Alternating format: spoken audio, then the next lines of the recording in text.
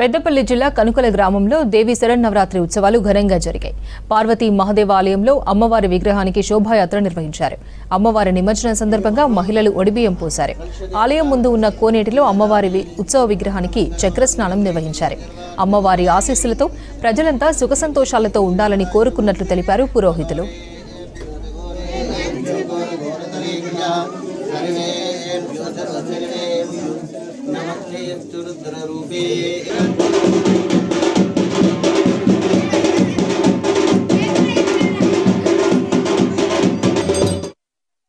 కనుకల గ్రామంలోని పార్వతి మహాదేవ స్వామి యొక్క దేవాలయంలో గత కొన్ని సంవత్సరముల నుండి దేవీ నవరాత్రోత్సవాలు జరుపుకోవడం సాంప్రదాయంగా కొనసాగుతుంది.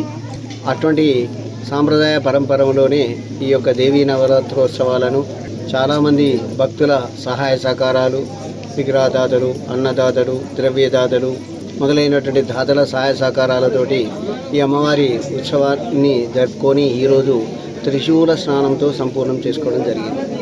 శ్రీచక్ర స్నానం అని కూడా అంటాము. అమ్మవారి శ్రీచక్రం ఉన్నది, ఇక్కడ త్రిశూలం ఉన్నది, అమ్మవారి ఉత్సవమూర్తి మూల విరాట్ కూడా ఉన్నది.